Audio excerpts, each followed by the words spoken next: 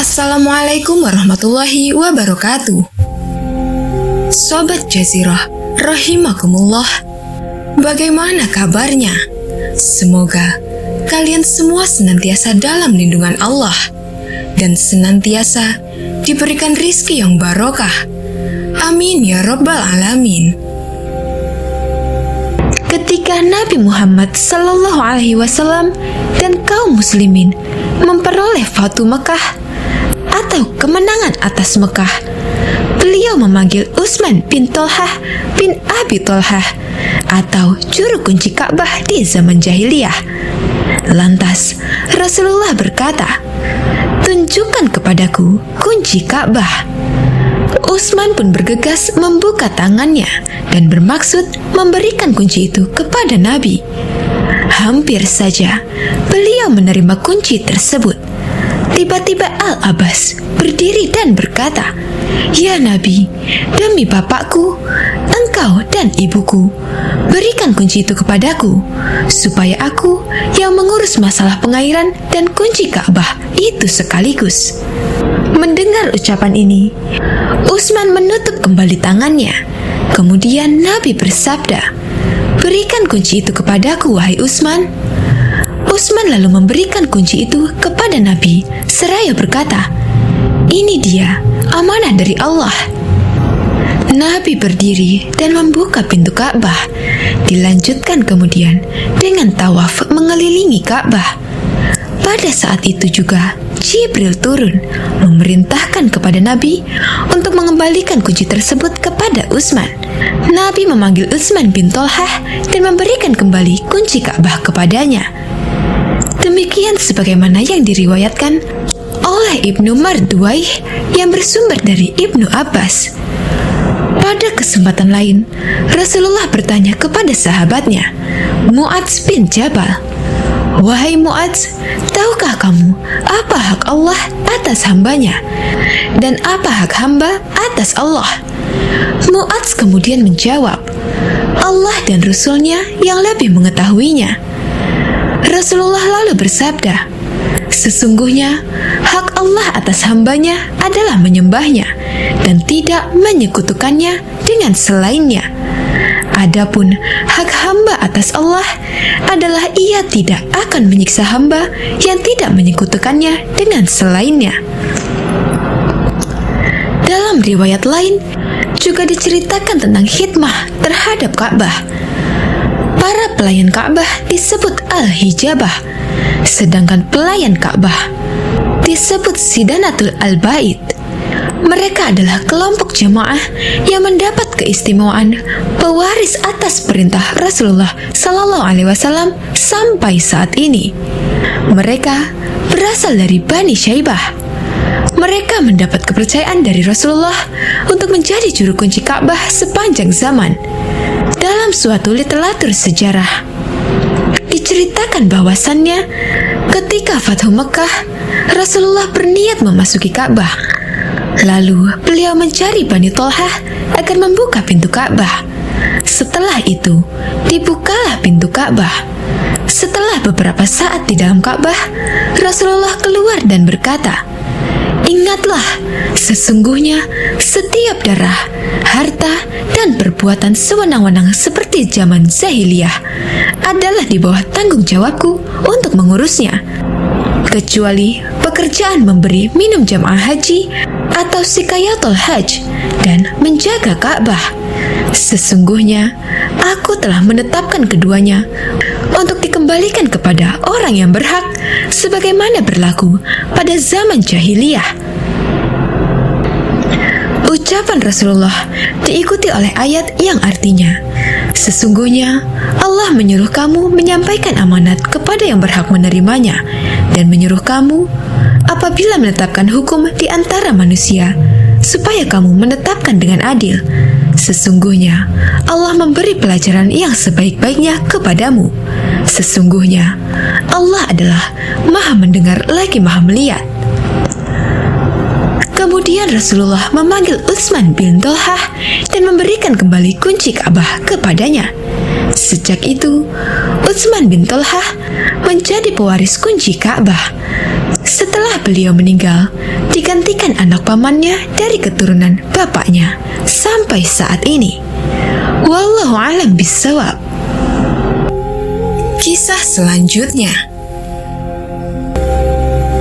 Indonesia tengah menjadi target misionaris Syiah besar-besaran. Hingga kini, banyak pengikutnya berada di berbagai wilayah Indonesia. Ketua Dewan Syura Ikatan Jamaah Ahlul Bait Indonesia atau IJABI, Jalaluddin Rahmat, pernah mengatakan kisaran jumlah penganut Syiah di Indonesia. Perkiraan tertinggi 5 juta orang, tapi menurut saya sekitar 2,5 jiwa. Kata Kang Jalal. Pemeluk Syiah, kata Kang Jalal melanjutkan, sebagian besar ada di Bandung, Makassar, dan Jakarta. Selain itu, ada juga kelompok Syiah di Tegal, Jepara, Pekalongan, dan Semarang, Garut, Bondowoso, Pasuruan, dan Madura. Diperkirakan, kebanyakan dari mereka sedang melakukan takiyah dalam rangka melindungi diri dari kaum muslimin. Mereka bertakiyah dalam rangka mengelabuhi kaum muslimin, sehingga bisa menarik simpati banyak orang terhadap Syiah. Menurut Ali Muhammad As-Salabi, takiyah dalam Syiah ada 4 unsur pokok ajaran.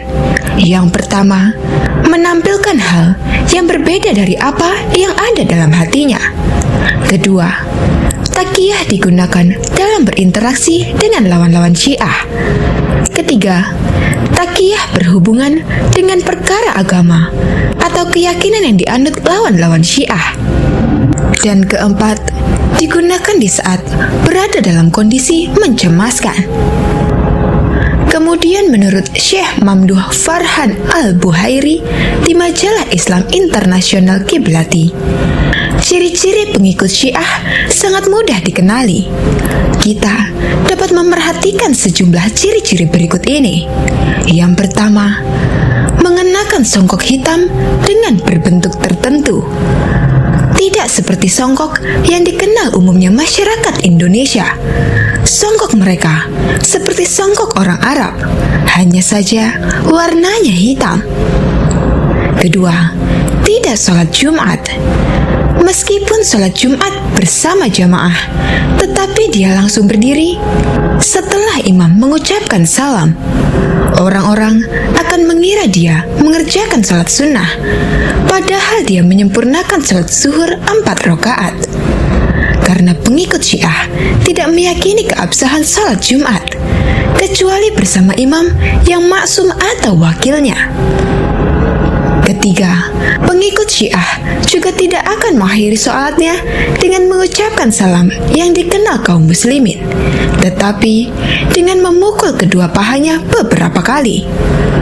Keempat, pengikut Syiah jarang sholat jamaah karena mereka tidak mengakui sholat 5 waktu, tapi yang mereka yakini hanya 3 waktu saja. Kelima, mayoritas pengikut Syiah selalu membawa at-turbah al-Husainiyah, yaitu batu atau tanah dari Karbala yang digunakan menempatkan kening ketika sujud bila mereka salat tidak di dekat orang lain. Keenam, jika Anda perhatikan caranya berwudu, maka Anda akan dapati bahwa wudunya sangat aneh, tidak seperti yang dikenal kaum muslimin. Ketujuh, Anda tidak akan mendapatkan penganut Syiah hadir dalam kajian dan ceramah Ahlus Sunnah.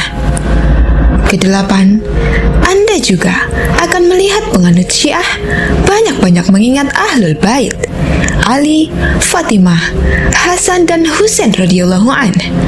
Zikir mereka tidak lagi menyebut nama Allah, tapi menyebut nama Husain atau Fatimah atau Ahlul Bait lainnya.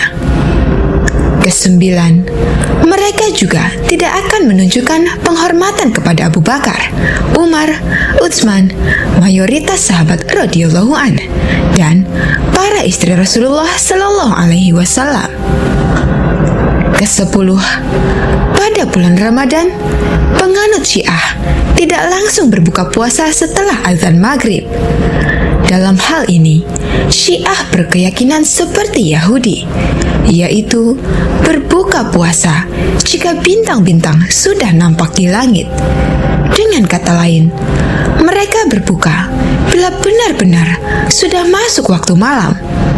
Mereka juga tidak sholat tarawih bersama kaum muslimin karena menganggapnya sebagai bid'ah.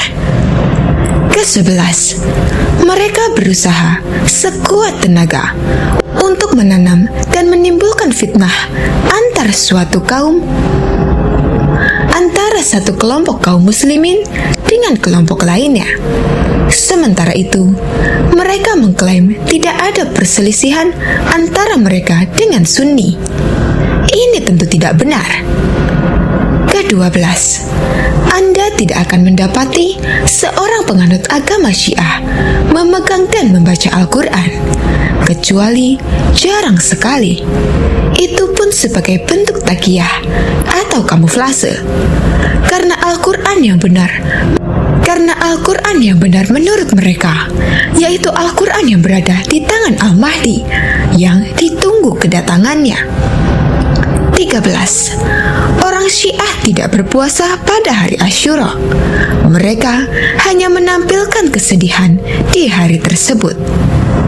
Ke-14, mereka juga berusaha keras memengaruhi kaum wanita, khususnya para mahasiswi di perguruan tinggi atau di perkampungan, sebagai langkah awal untuk memenuhi keinginannya melakukan mut'ah dengan para wanita tersebut bila nantinya mereka menerima agama Syiah. Dan yang terakhir yaitu, orang-orang Syiah juga getol mendakwahi orang-orang tua yang memiliki anak putri, dengan harapan anak putrinya juga ikut menganut Syiah, sehingga dengan leluasa dia bisa melakukan zina mut'ah dengan wanita tersebut, baik dengan sepengetahuan ayahnya ataupun tidak. Pada hakikatnya, ketika ada seorang ayah yang menerima agama Syiah, maka para pengikut Syiah yang lain otomatis telah mendapatkan anak gadisnya untuk dimut'ah. Tentunya setelah mereka berhasil meyakinkan bolehnya mut'ah. Semua kemudahan, kelebihan, dan kesenangan terhadap syahwat ini ada dalam diri para pemuda, sehingga dengan mudah para pengikut Syiah menjerat mereka bergabung dengan agama Syiah. Ciri-ciri mereka sangatlah banyak. Sekalipun dalam kondisi Syiah minoritas, Anda sulit untuk menjumpai ciri itu karena mereka bertakiyah.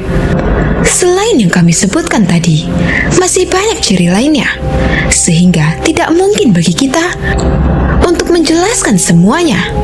Namun, cara yang paling praktis ialah dengan memerhatikan raut wajah. Wajah mereka merah padam jika Anda mencela Khomeini dan Sistani. Tapi bila Anda menghujat Abu Bakar, Umar, Utsman, Aisyah, dan Hafsah atau sahabat-sahabat lainnya, tidak ada sedikit pun tanda-tanda kegundahan di wajahnya. Dengan hati yang terang, kaum muslimin ahlu sunnah dapat mengenali pengikut Syiah dari wajah hitam mereka karena tidak memiliki keberkahan. Jika Anda perhatikan wajah mereka, maka Anda akan membuktikan kebenaran penilaian ini. Dan inilah hukuman bagi siapa saja yang mencela dan menyepelekan Al-Quran dan para sahabat radhiyallahu anhu, serta para ibunda kaum muslimin, yaitu istri-istri Nabi Shallallahu Alaihi Wasallam yang dijanjikan surga oleh Allah Ta'ala. Nauzubillah min zalik. Semoga kita semua terhindar dari pengikut Syiah dan Allah senantiasa tetapkan iman kita kepadanya. Amin ya rabbal alamin.